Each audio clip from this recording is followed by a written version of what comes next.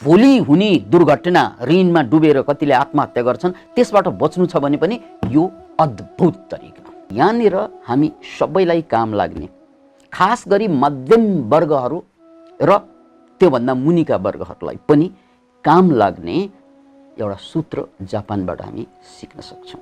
आध्यात्मिक भएर बाँच्ने तर घरको परिवारको आर्थिक समस्या पनि छ भने यो बाटोलाई अपनाउनु भयो भने तपाईँ आँखा चिम्लेर ध्यान गर्दै गर्नुहोस्, एक दिन तपाईको सुती पैसा बढ्ने चाहिँ समय आउनेछ। किनकि पैसो धेरै हातमा पर्दैमा धनी हुँदैन, पैसालाई जोगाउनु धनी हुने सबभन्दा ठुलो कला हो। यो किताब अहिले पनि धनी बन्न चाहने मान्छेहरूको लागि या फाइनान्सियल्ली फ्री हुन चाहने मान्छेहरूको लागि मार्गदर्शक बन्दै आएको छ। एकजना धनाढ्य साउ र उनको साथी गरिब, सुरुमा दुवै उस्तै उस्तै थिए, पछि साथी धनी भयो, ऊ भएन।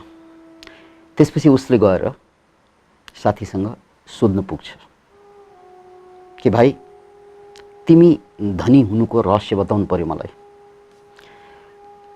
साथीले भन्यो ल आऊ बस, म बेली विस्तारमा बताउँछु। कुरा पुरानो थियो, ऊ मैनबत्ती बालेर केही लेख्दै थियो अनि उसलाई बेली विस्तारमा धनी हुने रहस्य बताउने क्रममा पहिलो काम यो साउले मैनबत्ती फुक्छ, मैनबत्ती निप्छ। त्यसपछि साथी चाहिँ अलमलमा पर्छ, ए के गर्नुभएको तपाईँले? अरे यार, कुरा सुनाउनलाई मैनबत्ती खेर फाल्नु त आवश्यकता छैन। त्यसपछि साथी मुसुक्क हाँस्यो र जुरुक्क उठ्यो, बुझेँ धनी हुने सूत्र मैले थाहा पाएँ।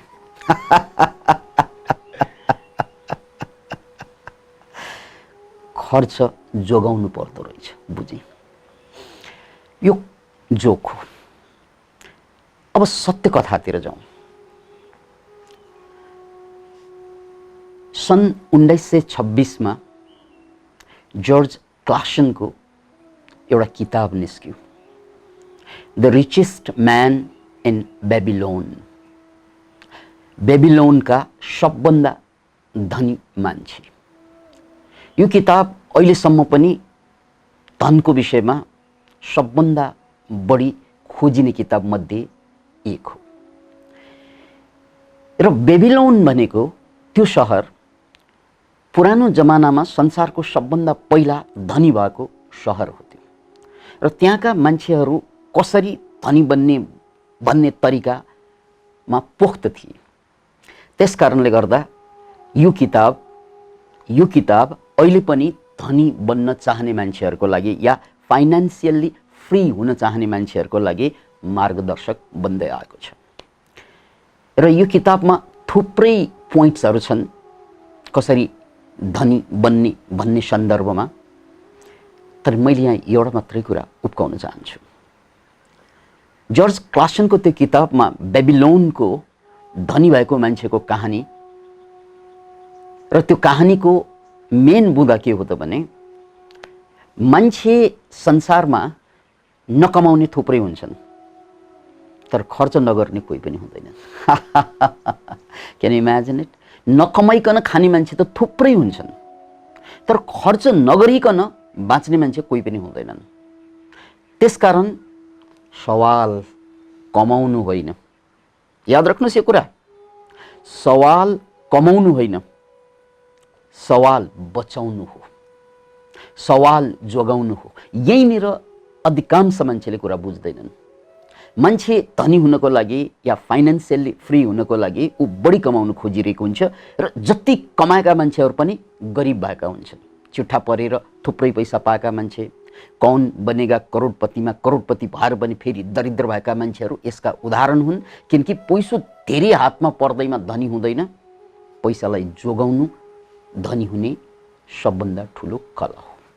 यसलाई फेरि पनि याद राख्नुहोस्, पैसालाई कमाउनु भन्दा पैसालाई जोगाउनु, पैसालाई कमाउनु भन्दा पैसालाई जोगाउनु यो सबभन्दा ठुलो कुरा हो। अतः कसरी जोगाउने त पैसा? जस्तै कमाउने मान्छेको हकमा जति मैले कमाइरहेको हुन्छु त्यो कमाइको 10% कम्तीमा 10% एउटा खातामा मैले नझिक्ने गरी राख्नुपर्छ। एउटा खातामा त्यसलाई थुपारिहाल्नुपर्छ। 10% मैले कमाएको पैसाको 10%। ओके, र त्यो 10% पैसा पछि गएर खर्च गर्ने होइन, त्यो लगानी गर्ने हो अन्य ठाउँमा। त्यो प्रसङ्गमा पछि कुरा गरौँला। त्यसकारण जो मान्छेले आफूले कमाएको पैसोबाट 10% जोगाए त्यही मान्छे धनी हुँदै गयो। बेबिलोनको कुरा। अब नकमाउने मान्छेहरू पनि छन्। नकमाउने मान्छे जो अरूको सहारामा बाँचिरहेका छन् उनीहरूले पनि अरूको पैसोबाट खर्च त गरिरहेका हुन्छन्। त्यो खर्चमा आफ्नो खर्च जति हुन्छ त्यसमा 10% घटाइदिँदा केही फरक पर्दैन। जसरी एउटा लुगा किन्दा 1000 रुपियाँको लुगा किन्नु पर्यो भने बजारमा घुम्यो भने 1000 को लुगा बार्गेन गरेर 900 मा ल्याउन सकिन्छ। 10% बचिहाल्यो। खाना खाँदा 10 मुठीमा मेरो पेट भर्छ भने 9 मुठीमा 10% बचिहाल्यो। यसरी खर्च गर्ने तर अरूको पैसाबाट गर्ने मान्छेले पनि यदि 10% चाहिँ बचायो भने त्यो नकमाउने मान्छे पनि धनी हुने बाटोतिर छिर्छ। याद राख्नुहोस्, नकमाउने मान्छे पनि धनी हुने या फाइनान्सियली फ्री हुने बाटोतिर अगाडि बढ्छन्। यो जर्ज क्लासनको द रिचेस्ट म्यान इन बेबिलोनको सबभन्दा ठुलो सार हो। किनकि धन कमाउनु ठुलो कुरा होइन, धन जोगाउनु ठुलो कुरा हो। यसलाई टिप नम्बर 1 भनेर बुझ्नुहोस्। आजभन्दा 100 वर्ष अगाडिको जापानलाई हेर्नुहोस्। आजभन्दा 100 वर्ष अगाडिको जापानलाई हेर्नुहोस्। जापान धनी देश थिएन 100 वर्ष अगाडि। अनि आजको सन्दर्भमा कुरा गर्ने हो भने संसारका सबै धनी देशहरूको तुलनामा जापान अग्रगण्यमा पर्ने मध्ये एउटा। अतः यो जापानका मान्छेहरू धनी बन्नुको पछाडि थुप्रै कारणहरू होलान् छन्। तर यहाँनिर हामी सबैलाई काम लाग्ने, खास गरी मध्यम वर्गहरू र त्योभन्दा मुनिका वर्गहरूलाई पनि काम लाग्ने एउटा सूत्र जापानबाट हामी सिक्न सक्छौँ, ताकि हामी जापानिजहरू जस्तै फाइनान्सियल्ली फ्री होस्, यानी पैसोको कारणले गर्दा पीडित नहोस्। यसको लागि जापानबाट सिक्नै सकिने एउटा सिस्टम छ जसलाई ककेबो भनिन्छ। के भनिन्छ अरे? ककेबो। अब यो के हो त ककेबो? सिम्पल्ली यसलाई बुझ्दा ककेबो भनेको यो घरेलु खाता भनेर चाहिँ बुझौँ। घरेलु खाता एउटा कपीमा एकातिर कति खर्च हुन्छ महिनाको त्यसलाई लेख्ने, अनुमानित म महिनाको कति खर्च गर्छु, कहाँ खानामा कति खर्च हुन्छ, लुगाफाटामा कति खर्च हुन्छ, स्कुल कलेजमा कति खर्च हुन्छ र पकेट खर्च कति हुन्छ, यो सरर महिना दिनको मेरो एक्सपेन्सलाई लेख्ने एकातिर। यो खर्च भयो। अब महिना दिनमा मैले कमाउने पैसा, अब विद्यार्थी भए आमा बाबाबाट लिनुपर्ने हुन्छ र कमाउने मान्छे भए उनले कहाँबाट पैसा प्राप्त गर्छ, अफिसबाट प्राप्त गर्छ र अन्य पनि आय स्रोतहरू छन् भने त्यो कहाँ छन्, केबाट प्राप्त हुन्छ त्यो पनि सरर लेख्ने। दुईवटा पाटा, एउटा खर्चको महिना दिनको र अर्को महिना दिनभित्र कमाउने सम्भावित पैसा। अब खर्च बढी छ कि कमाउने पैसा बढी छ त्यो एकचोटि लेखेपछि छर्लङ्गै हुन्छ। ओहो, म त कमाउने भन्दा खर्च बढी गर्दो रहेछु भने म जिन्दगीभर ऋणमा जाने भएँ। आजबाट म ऋणमा डुबेर मर्ने भएँ, यो पक्का। आज मलाई ऋण नलागेको होला, तर आजको 10 वर्षपछि या 20 वर्षपछि मेरो जिन्दगी ऋणकै भारमा थिचेर मर्ने भयो, किनकि म कमाउने भन्दा बढी खर्च गर्दा रहेछु। त्यसकारण पहिला ऋणमा पछि गएर ऋणमा डुब्ने मान्छे पनि यो खातापाताबाट, यो भयानक भविष्यबाट बच्न सकिन्छ। यदि खातापाता जोड्ने हो घरमा भने भोलि हुने दुर्घटना, ऋणमा डुबेर कतिले आत्महत्या गर्छन्, त्यसबाट बच्नु छ भने पनि यो अद्भुत तरिका, यो अद्भुत तरिका। किनकि मेरो आम्दानी कति छ र मेरो खर्च कति छ, मेरो घाँटीको साइज कत्रो छ र मेरो हाडको साइज कत्रो छ। घाँटी हेरी हाड निल्नु भनेको यहाँ अक्षरशः लागू हुन्छ। अब खातापातामा कमाउने र खर्च गर्ने दुवै बराबर छ भनौँ। यसको भविष्यवाणी अब के त भन्नाले म जिन्दगीभर गरिब हुन्छु, किनकि जति कमाउँछु त्यति उडाउँछु, ऋणमा नडुबौँला तर धनी पनि कहिले नहोला।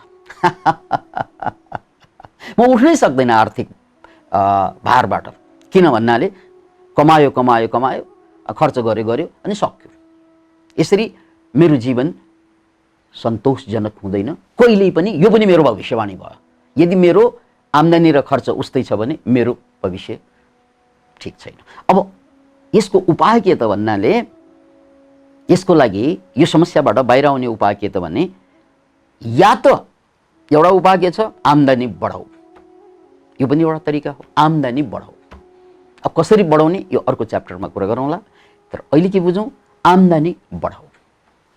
अब सबैले सक्दैन आम्दानी बढाउन, भन्नै पर्दैन सबैले आम्दानी बढाउन सक्दैन, या यो एक्जिस्टिङ पिरियडमा अहिलेको अवस्थामा आम्दानी बढाउन सकिँदैन भनौँ। खर्च घटाउन त सकिन्छ, भेरी सिम्पल। आम्दानी बढाउन सकिँदैन भने खर्च कहाँ कहाँ घटाउन सकिन्छ, घटाउने हो। याद राख्नुहोस्, यो खर्च घटाउने हो। यसलाई फाइनेन्सियल गोल भनिन्छ। मेरो आम्दानी महिनाको 20,000 छ उदाहरणको लागि, र खर्च पनि 20,000 छ या अलिकति बढी छ भने अब मैले फाइनेन्सियल गोल बनाउनु पर्छ। अर्थात् पैसोको लक्ष्य के त, मैले एक महिनामा कति पैसा जोगाउँछु यो मेरो गोल हुनुपर्छ। कति हजार जोगाउँछु, म 2,000 जोगाउँछु कि, या 3,000 जोगाउन खोजेको छु कि, या 4,000 कि, या 1,000 जोगाउन खोजेको छु, त्यो पहिला लेख्नुपर्छ। म 20,000 कमाउने मान्छे, महिनामा मैले 1,000, 2,000, 3,000, 4,000, अझ 5,000 बचाउने हो कि हो, यो बचाउने कति हो त्यो फाइनेन्सियल गोल चाहिँ बनाउनु पर्यो। र त्यो गोल अनुरूप अब बजारमा जाँदा जहाँ जहाँ मेरो खर्च हुन्छ एउटा कपी लिएर त्यो खर्च भयो कि त्यसलाई लेखिहाल्ने, त्यो जहाँ जहाँ पाइको हिसाब राख्दै जाने, खर्च भयो कि लेखिहाल्ने। यसो गर्दा मैले जोगाउनु खोजेको पैसो जोगिन्छ, किनकि मैले कहाँ बढी खर्च गर्छु थाहा हुन्छ, कहाँ बेकारमा खर्च भइरहेको हुन्छ थाहा हुन्छ, कहाँ घटाउन सकिन्छ थाहा हुन्छ। यसरी मैले गोल अनुरूप जुन पैसो बच्छ त्यो पैसालाई लगेर मैले त जोगाएँ लक्ष्य बनाएर, त्यसलाई लगेर ब्याङ्कमा चाहिँ जम्मा गर्थेँ। यस्तो ब्याङ्कमा जहाँ ब्याज बढीभन्दा बढी होस्, अझ फाइनेन्समा भए झनै राम्रो, अझ चक्रवृद्धि ब्याज हुनेमा भए तपाईँको पैसा 5 वर्षमा या 4 वर्षमै डबल हुने कुनै खाता छ भने अझ राम्रो। अहिले यो जापानिज सिस्टम ककैबोको कुरा गर्दैछौँ। सिम्पल्ली उनीहरूले यसरी नै पैसा जोगाउँदै जाँदा मध्यम वर्गका मान्छेहरूलाई पनि पैसोको त्यस्तो खाँचो परेन। Can you imagine it? र उनीहरू आर्थिक पीडाबाट, आर्थिक दर्दबाट, आर्थिक समस्याबाट बेला बेला भइपर्ने समस्या हुन्छन् र उनीहरू त्यहाँबाट पार भए र ऋण मुक्त अधिकांश जापानिजहरू जसले यो सिस्टममा गए बाँच्न सफल भयो। त्यसकारण यो सिस्टमबाट पनि हामीले पैसा बचाउन सक्छौँ, हामी फाइनेन्सियल्ली फ्री हुन सक्छौँ, हामी ऋणबाट फ्री हुन सक्छौँ र निर्धक्क साथ जीवनलाई अगाडि बढाउन सक्छौँ। अब यही सन्दर्भमा अचेल एउटा शब्द प्रचलित भएको छ जसलाई प्यासिभ इन्कम भनिन्छ। याद राख्नुहोस् यो शब्द, प्यासिभ इन्कम। के हो त प्यासिभ इन्कम भने, यदि मेरो आम्दानी, मेरो ब्याङ्कमा भएको पैसा बढ्दै गएको छ भने त्यो पैसोले पैसो कमाउन दिनुपर्छ। त्यो पैसो खर्च गर्ने होइन, त्यो पैसोले नै पैसो कमाउन दिएँ भने म जिन्दगीभर पैसोको समस्याबाट आजाद रहन्छु, मुक्त रहन्छु र त्यसको लागि सुती पनि मेरो पैसा बढिरहनुपर्छ। त्यसलाई प्यासिभ इन्कम भनिन्छ। कुदी पैसा बढ्नु सबैलाई थाहा छ, त्यो कुदी कुदी पैसा बढ्यो भने कुदुन्जेल पैसा बढ्छ, सुतेपछि पैसा घट्छ, यो समस्या आउँछ। अधिकांश हामी मध्यम वर्गको समस्या के हो त भने ऊ बाँचुन्जेल या ऊ शरीरमा शक्ति रहुन्जेल कुदी कुदी पैसा कमाइरहेको हुन्छ र जब उसले कमाउन सक्दैन अनि बिस्तारै त्यो समस्या परिवारले झेल्न थाल्छ। किन भन्नाले उनको फाइनान्सियल गोलै छैन, सिस्टमै छैन। अब यो सिस्टम के बुझ्नु पर्यो, प्यासिभ इन्कममा मैले जम्मा गर्दै लगेको पैसा प्यासिभ इन्कममा लगानी गर्ने हो। त्योभन्दा अगाडि एउटा छुस्सो कुरा भनिहाल्नुपर्छ, बेबिलोनको कुरा गरेँ मैले, 10% जम्मा गर्ने त्यो छँदैछ कम्तीमा त्यो। र अर्को कुरा जापानिजहरूले के गर्न थाले भने बजारमा गए, 1000 रुपियाँको नोट खर्च गरे अनि 950 खर्च गरेर आए, 50 फर्काएर ल्यायो भने तिनीहरूले ककैबो सिस्टम अनुरूप के गरे, एउटा खुत्रुके बनाए। हाम्रो नेपालमा खुत्रुके बच्चाहरूको लागि मात्रै छ। यो बच्चाहरूलाई खुत्रुके नदिए पनि हुन्छ, याद राख्नुहोस्। खुत्रुके बच्चाहरूलाई होइन, आमा बाबालाई चाहिने हो। यदि फाइनान्सियली फ्री हुने हो भने खुत्रुके बच्चाले राखुन् नराखुन् त्यो आफ्नो ठाउँमा छ, तर आमा बाबाले अनिवार्य रूपमा चाहिँ खुत्रुके राख्नै पर्छ। खुत्रुकको पैसा खसाल्नको लागि खुत्रुके चाहियो। अनि यो खुत्रुकेको काम के त भन्ने, अघि मैले भने जस्तै मैले 1000 रुपियाँको नोट दिएँ, 50 रुपियाँ फर्काएर ल्याएँ, 950 खर्च गरेर, त्यो 50 रुपियाँ अब मैले गोजीमा हाल्ने होइन, खुत्रुकेमा खसाल्ने। यसरी जब जब मैले ठुलो नोट खर्च गर्छु त्यसमा चेन्ज आउँछ नि, त्यो चेन्जलाई खुत्रुकेमा आमा बाबा दुवैले या परिवारका सबै सदस्यले खसाल्ने हो भने सुरुमा हेर्दा त्यो सानो हुन्छ, तर महिना दिनमा 30 गुणा बढ्छ, वर्ष दिनमा 365 गुणा चाहिँ पैसा बढ्छ। त्यो भनेको धेरै ठुलो पैसा हुन जान्छ, जस्ट क्यानट इमेजिन। अनि त्यो पैसालाई लगेर फेरि कहाँ जम्मा गरिदियो, त्यही धेरै ब्याज आउने खातामा। हो, याद राख्नुहोस्, 10% र खुत्रुके पर्सेन्ट। यो दुई कुरा जोड्यो भने अब तपाईँ गरिब हुने, अब तपाईँलाई आर्थिक समस्या आउने भन्ने चान्स 0 मा जान्छ। सिम्पल मेथड 0 मा जान्छ। यही हो जापानिजहरू धनी हुनुको पछाडिको रहस्य। ओके, अब फेरि पनि हामी प्यासिभ इन्कममा आउँ। मैले भनिहालेँ, वारेन बफेटले भने जस्तै प्यासिभ इन्कम भनेको या पैसा भनेको के हो त, कुदी कुदी कमाउने कुरा होइन, सुती सुती बढाउने कुरा हो। कुदी कुदी कमाउने मान्छेले पैसा कमाउन सक्दैन, सुती सुती बढाउने सिस्टममा जानुपर्छ। त्यो सुती सुती कसरी बढ्छ, अब बैंकमा राखेको पैसा जम्मा गरेको पैसा पनि सुती सुती त बढ्छ, तर थोरै ब्याज बढ्ने भएको कारणले गर्दा त्यसले ठुलो लछार पाटो चाहिँ लाउँदैन, अथवा ठुलो समस्याको समाधान गर्दैन, अथवा ठुलो आकांक्षालाई पूर्ति गर्दैन। त्यसको लागि सिम्पल्ली गर्न सकिने कुरा के त, प्यासिभ इन्कमको सिस्टममा जाने।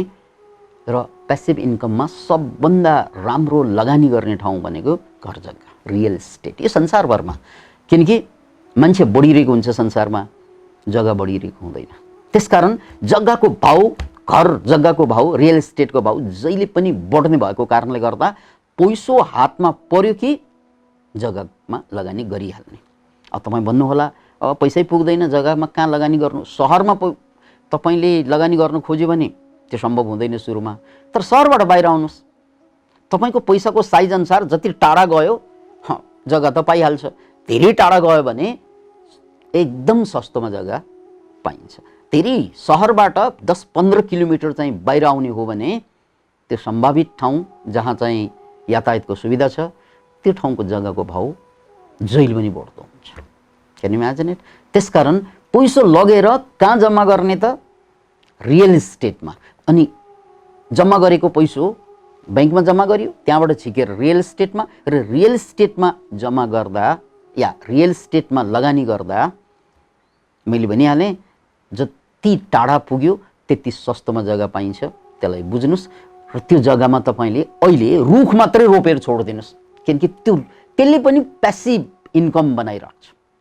अहिले त्यहाँ केही गर्नु पर्दैन, रुख लगाएर छोडिदिनुहोस्, अर्को 10 वर्षमा त्यो रुख एक रुखले तपाईँलाई ठुलो आम्दानी दिन्छ। Can you imagine it? यसरी तपाईँ गरिब हुने चान्स सधैँको लागि चाहिँ समाप्त हुन्छ। रियल इस्टेटको कुरा। अब घरै किन्नु भएको छ भने घरबाट जुन भाडा आउँछ त्यो तपाईँको प्यासिभ इन्कम भयो। तपाईँ सुती सुती त्यसबाट पैसा आउने भयो, त्यो प्यासिभ इन्कम भयो। अब सबैले घर जग्गा किन्दो होला नकिन्दो होला, किन्न सक्ने अवस्था आउँदो होला नआउँदो होला, त्यसलाई चाहिँ छोडौँ। त्यो बाहेक पनि हामीले धेरै कुरा खोज्न सक्छौँ जहाँबाट प्यासिभ हामी सुती सुती पैसा आउँछ, त्यो खोज्दै जानुपर्छ। जस्तै अचेलको जमानामा हामीले सुनेका छौँ, बुझेका छौँ, पैसा लगानी गर्ने अर्को ठाउँ भनेको कहाँ त भन्नाले पैसो लगानी गर्ने संसारभरको ट्रेन्ड अनुसार शेयर बजार। तर शेयर बजारमा लगानी गर्दा शेयर बजारको बारेमा डिटेलली पहिला अध्ययन गर्नुपर्छ। याद राख्नुहोस् यो कुरा, शेयर बजारको अध्ययन गर्ने, शेयर बजारमा लागिरहेका मान्छेसँग सुझाव लिने र त्यसपछि शेयर बजारमा पैसो लगानी गर्नुभयो भने कुनै जलविद्युत योजना विभिन्न योजना हुन्छन्, त्यो योजनामा तपाईले शेयर किनेर पैसा लगानी गर्नुभयो भने त्यो पैसो एक्सपोनेन्शियली बढ्छन्। यानी तपाईले लाखमा किनेको शेयर भोलि गएर चाहिँ करोड पनि हुन सक्छ। त्यसकारण यो सुती सुती पैसा बढाउने ठाउँ भनेको शेयर बजार हो। सबैले मोडर्न एजमा शेयर बजारको बारेमा जानकारी पाउनु पर्ने हुन्छ। र अहिले हामी एज केमा छौँ त भन्नाले कम्प्युटरको अझ नेटको एजमा छौँ, इन्टरनेटको एजमा। इन्टरनेटको एजमा पैसा कमाउने सबभन्दा सजिलो सुती सुती पैसा कमाउने या प्यासिभ इन्कम गर्ने सजिलो उपाय भनेको नेटलाई प्रयोग गर्ने हो, इन्टरनेटलाई प्रयोग गर्ने हो।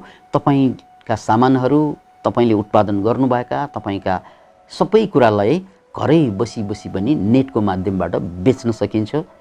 त्यो कुरा सबैलाई थाहा भएको कुरा हो र यसलाई अध्ययन गर्नु पर्यो कि यानी आजको जमानामा यो इन्टरनेट प्रयोग गरेर मैले घर बसी बसी कसरी व्यापार गर्न सक्छु, अलिकति अध्ययन गर्नुभयो भने यसको रहस्य पनि थाहा पाउनुहुनेछ।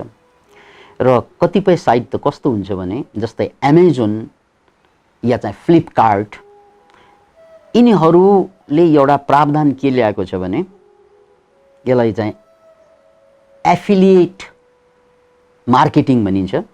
एफिलिएट मार्केटिङ, तपाईँ घरैमा बसेर उनीहरूको विज्ञापन तपाईले आफ्नो इन्स्टाग्राममा, फेसबुकमा, युट्युबमा या जे एकाउन्ट खोल्नु भएको छ त्यसमा लगेर उनीहरूको विज्ञापन राखिदिनु भयो भने त्यसबाट पनि पैसा आउँछ 10-20%। Can you imagine it? त्यसैले यस्ता थुप्रै प्रावधानहरू छन् जसलाई हामी प्यासिभ इन्कमको रूपमा लिन सक्छौँ। त्यस्तै किताब लेख्नु, ब्लग बनाउनु, यी जम्मै कालान्तरमा गएर प्यासिभ अर्निङ हुन जान्छ र यसरी प्यासिभ अर्निङमा पाइपलाइनमा हामी छिरिसकेपछि अनि जिन्दगीभर हामी पैसाको चिन्ताबाट मुक्त हुन्छौँ। र पैसाको चिन्ताबाट एकचोटि मुक्त भएपछि आँखा चिम्लेर ध्यान, ज्ञान, मुक्तिको खोज गर्न तपाईको लागि बाटो सधैँको लागि खोलिदिन्छ। नत्र भने मान्छे आध्यात्मिक बन्न चाहन्छन्, मुक्ति खोज्न चाहन्छन्, तर जहिले पनि आर्थिक समस्या आएर समस्याग्रस्त बनाइदिन्छ उसलाई। त्यसकारण जाँदा जाँदै मैले यहाँलाई भन्नुपर्छ कि जिन कोबार्ड-जिनले जुन 40औं वर्षको अनुसन्धानबाट एउटा कुरा के पत्ता लगायो भने दिनको 15 मिनट ध्यान गर्ने मान्छेहरूको पैसो मजाले बढ्छ। कसरी बढ्छ त भन्नाले दिनको बिहान उठ्नासाथ 15 मिनट ध्यान गर्ने यी मान्छेहरू अरूभन्दा कम खर्चालु भए। किन भन्नाले ध्यान गरिसकेपछि तपाईलाई नचाहिने ठाउँमा पैसा खर्च गर्ने मुडै आउँदैन, त्यो आवश्यकतै फिलिङ हुँदैन, त्यो जम्मै पैसा बच्ने भयो। त्यसकारण ध्यानले पैसा बचाउँछ। याद राख्नुहोस्, ध्यान गरेपछि तपाईलाई नचाहिने ठाउँमा पैसो खर्च गर्ने बानी सधैँको लागि समाप्त पार्दिन्छ। यो जिन कोबार्ड-जिनले सिद्ध गरेको कुरा। अतः यो मेडिटेसनले एकातिर तपाईको पैसोलाई जोगाउने काम गरिरहेको हुन्छ भने अर्कोतिर तपाईको टेन्सन घटाइदिने र शरीरको रोग घटाइदिने, फुर्ती बढाइदिने भएपछि तपाईले अलिकति विचार गर्दाखेरि पनि, अलिकति नयाँ आइडिया निकाल्दाखेरि पनि त्यो थप पैसा उत्पादन गर्ने बाटो बन्न जान्छ। त्यसकारण मेडिटेसनले तपाईलाई 10-15 मिनटको मेडिटेसनले पनि यो फाइनान्शियल फ्रिडमतिर लग्छ र तपाईको उद्देश्यमा आध्यात्मिक भएर बाँच्ने तर घरको, परिवारको आर्थिक समस्या पनि छ भने यो बाटोलाई अपनाउनु भयो भने तपाईँ आँखा चिम्लेर ध्यान गर्दै गर्नुहोस्। एक दिन तपाईको सुती सुती पैसा बढ्ने चाहिँ समय आउनेछ र त्यसपछि परिवार पनि खुसी हुनेछ। तपाईँ आफ्नो ठाउँमा अन्तर्यात्रा गर्दै मुक्त हुनुहुनेछ। जय होस्।